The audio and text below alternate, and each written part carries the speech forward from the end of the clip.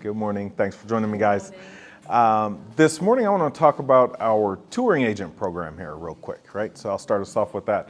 How to use it, how does it work, all that stuff, right? There seems to be some confusion, and I just want to clear things up, right? So touring agent, if you need somebody to show a home for you, go on an appointment, open a door, whatever the case may be, you can use our touring agent program, right? So your first step should be to email help asking for, I need somebody to show homes. There's an emergency one on there today for 1:30 if anybody saw it. I don't know if you saw it, you're interested or whatever. Yeah, so you email help, help will post it to Workplace and get people who have already gone through the touring agent training, which means I really shouldn't have to do this, right? Talk about it, right? If you've been through the training, but it's just a reminder, right? So help will make sure somebody that's been trained on the touring agent understands that these are still your customers, your clients, and they're not there to poach them, they are there to do a job, right? So touring agent, opening doors, showing houses. The fee is set standard right now. If you want to change it, talk to Mike or something, I don't know, talk to the agents that are doing it, but it is $50 for the first stop and $10 for each additional stop, right? If you're going to a closing, there are higher fees. You can also, if you need somebody to do something for you, like this last minute one, and you said, hey, my people are coming into town, I need to do a showing today, I'm willing to pay more than the $50, you can always offer that in the post on Workplace, right? To say, hey, I need somebody right now to go and jump on this, thanks, I appreciate it, right? All right. If you're doing the tour, I'm not going to get into the details, but again, that is not your client. You're just doing it as a courtesy to one of your fellow agents here in the office, right? So be professional, show up on time or a little early and do all of the things, right? When you're done with that touring agent, with that showing, with whatever you're doing, send an email to help, copying the agent who you did the work for, and say, I have completed this showing of 3 homes for Steve Danino today, right? That will trigger the entire payment process, right? So it'll go in, that email will get forwarded over to our bookkeeper. She will cut the check, she will create the invoice and do all that stuff, right? So the checks, sometimes I cut them midweek, but usually it's Thursdays. We do operating bills here on Thursdays. I'll have that check for you on Thursday, guaranteed, if not before then, okay? So that's when you'll get paid the money. And then if you have somebody doing something for you, you will be billed at the end of the month for it, right? So you'll get an invoice at the end of the month saying, you did touring agent, Claire, you did touring agent for Steve, so Claire, you get paid on Thursday of this week. Steve, you'll be billed at the end of the month for the services, right? Big key thing is make sure you are sending the email to help and the co-op agent when you're done with the job. We've had multiple people recently where it's like, oh, I did this tour a month ago for somebody and I never got paid. What happened? Well, they never emailed help to say, hey, this is complete, pay me. And the agent's saying, yes, they did this for me, right? So just stay on top of it. As soon as you're done with it, get it done. Get the invoicing rolling, get your payment rolling, right? Questions on that? No, it's a pretty simple process. Mr. Steve, of course you have a question. Not the process. So The process. well, not so much, but if you're opening doors for somebody else's client, and they're asking you questions about real estate in general, not the house, real estate in general, you just say, hey, speak with your agent. I would love to help you with that stuff, but you're actually represented by Claire in my office, so I'm going to defer to Claire for that. Be happy to just have regular conversation with you about the weather, about great restaurants in the area, about whatever. But when it comes to real estate, I'm going to default to Claire. Yeah, because you're represented by Claire, right? So I don't want to say anything that's in conflict with anything that. Yeah. Unfortunately, you're represented by Claire. Oh, good one, good one. All right, Mr. Atticus, you had a question? Yes. Open houses. Are open houses payable? So in general, no. Those are events that you are hosting and you get any customers, clients that come in the door. You should be registering them and getting all their information so that you can bug them until either they die or they tell you to die. Right, so that's part of your CRM, and it is usually the latter. They're going to be like, "Will you please stop contacting me? I don't want to be contacted." But until that time happens, yes, you want to collect their information right there at the property, and you can get it. Now, if it is a paid open house, do you think you should still get any clients that come in, or should you be registering those clients for Claire's open house because it's Claire's property? If Claire's paying you, I would say all of those leads should be hers, right? So open houses are an opportunity for you as the agent. So the listing agent here in our office needs a house held open. The homeowner wants it held open. You and I all know that open houses just get you more clients, more contacts. They don't really sell the house, but homeowners like it. And we like it because it's more leads for us, right? So it's an opportunity for you to get clients. So no, generally speaking, not. But we have had agents, Casey McGirt a couple weeks ago, her homeowners wanted to have an open house. It was in Timbuktu somewhere. And she was like, I'll pay $100 for somebody to hold an open house for 2 hours. So that is possible, and she didn't want any of the leads. She just had a homeowner who was stressing, I need to have this open, and nobody wanted to hold it open because they didn't want to drive to near Athens, right? So there are occasions where it can happen, but typically not. Other questions on that? No? All right, great. Well, I'm going to open it up for whatever y'all want to talk about for a few minutes here. Anything. Come on, give me something. Somebody's got something good to talk about.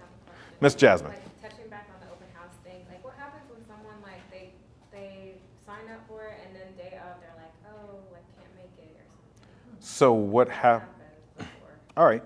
So you have a listing. Steve says, I'll hold it open this weekend. Saturday morning, Steve says, I got the sniffles and I'm not feeling well, so I need to cancel this open house, right? The agent that's holding it open, that wants to hold it open, should contact you as the listing agent and let you know, right? Then at that point, it's a touch and feel thing with your client. Unfortunately, Steve isn't feeling well. Steve's on his deathbed. You can dramatize it however you want to, and isn't going to be able to hold the house open today, so we need to cancel the open house. In that case, one of the things that you need to do right away is log into FMLS, Georgia MLS, and cancel the open houses so that syndicates out to Zillow and all the places where consumers look for things like that, right? I actually have that as one of my Huddle session topics on my list of things to show y'all how to just go in quick and make minor changes to your open house if it happens to fall, because open houses are typically on the weekend, right?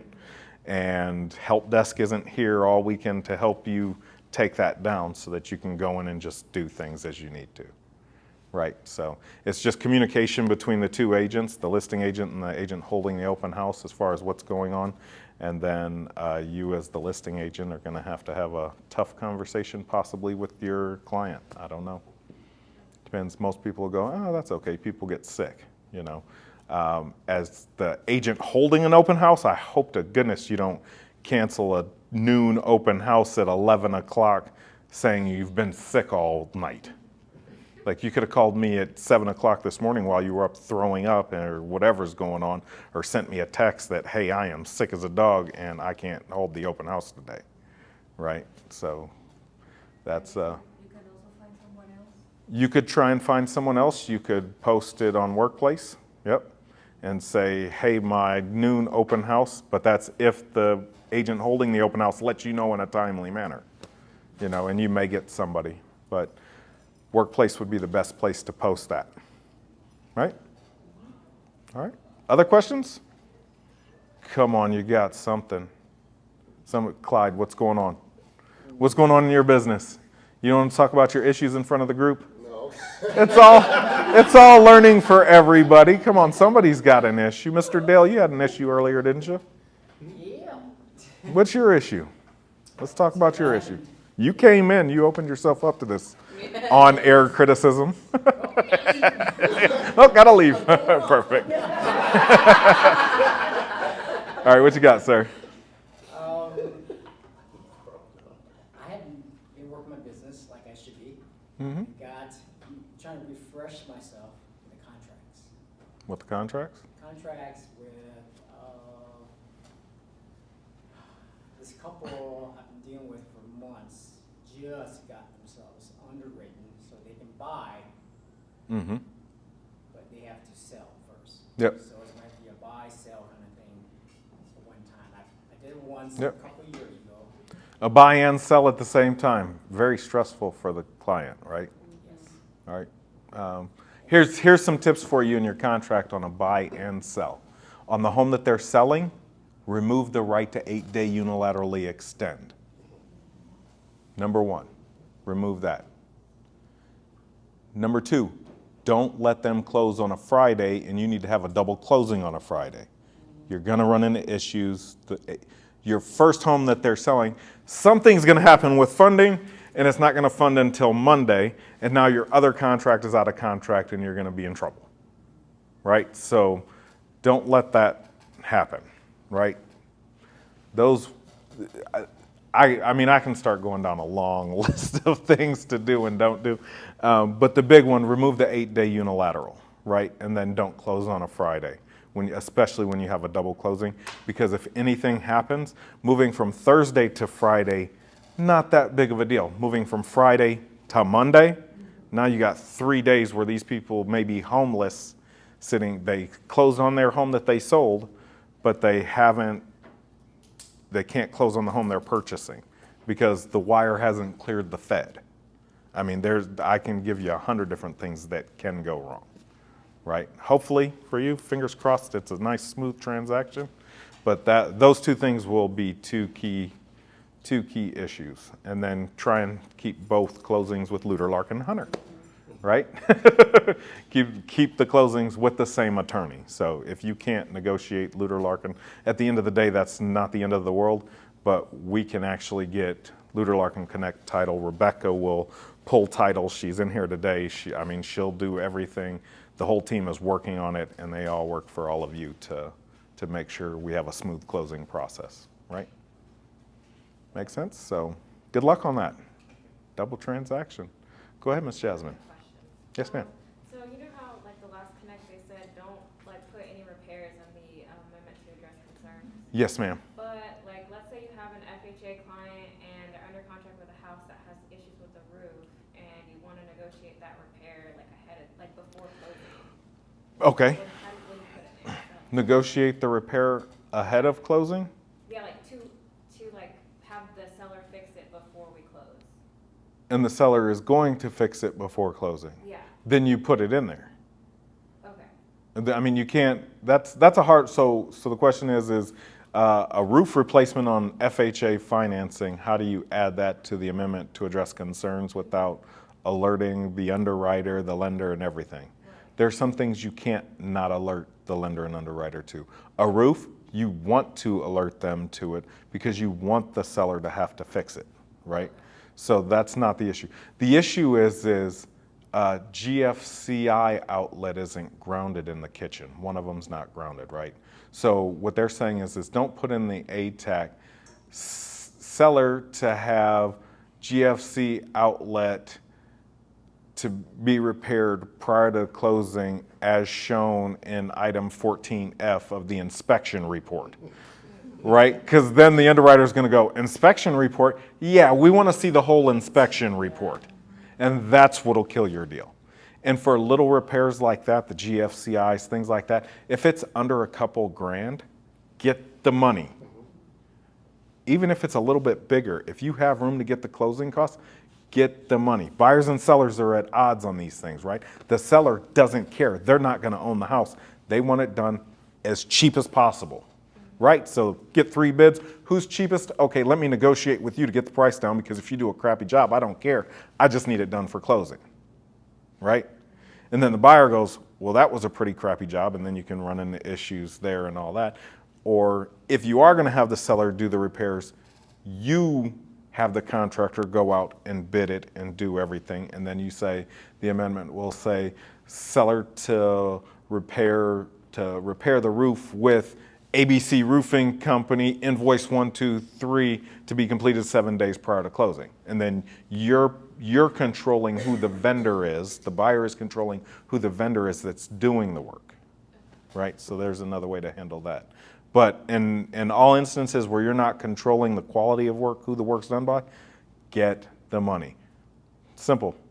Seller shall contribute X dollars towards closing costs, period, end of story. Your email can say, hey, this is for all of the repairs that are shown on the inspection report attached that you now have to disclose to everybody and send that over to get the money. But sometimes sellers don't have the money to have repairs done as well. A lot of times buyers go, no, I need these items repaired. But if you have to bring $10,000 to the closing table as a buyer, right? And the seller's not contributing anything, but then you get the seller to contribute $10,000 towards closing costs. That's $10,000 the buyer still has in their bank account to do the repairs, and they can control the quality, right? So get the money. Other questions?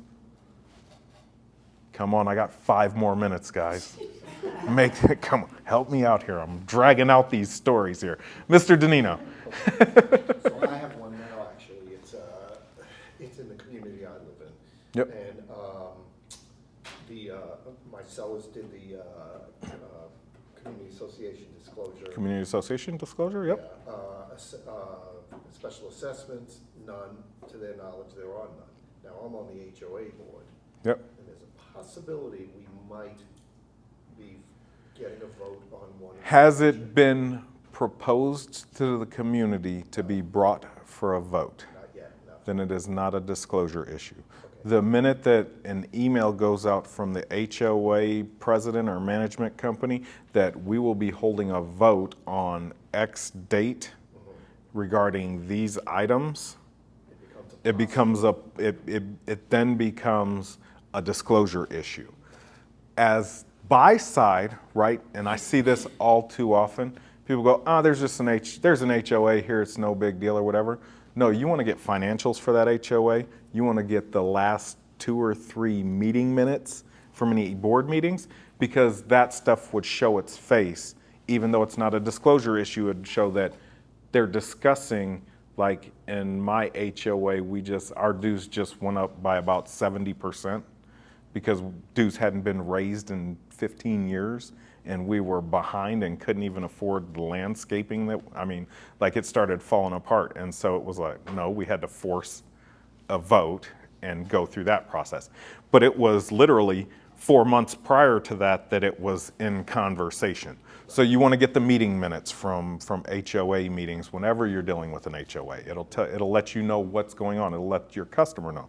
And it brings value to your customers, right? It's another one of those things. Hey, no, we need to get this from the HOA. Make sure the HOA is solvent, especially in your loft, in condos and lofts and stuff, because think of how many HOAs have gone belly up. Condos, they're no longer FHA certified. They'll lose that. It'll turn into just a rental community, right?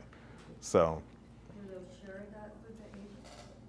I'm sorry? Will they share their minutes with agents? Make it a part of your contract, a part of your due diligence. I want all of this within 2 days of binding agreement. Otherwise, I'm terminating. Terminate within due diligence if you don't have it. You can always put a deal back together, but you can't just protect the earnest money after a deadline has passed, right?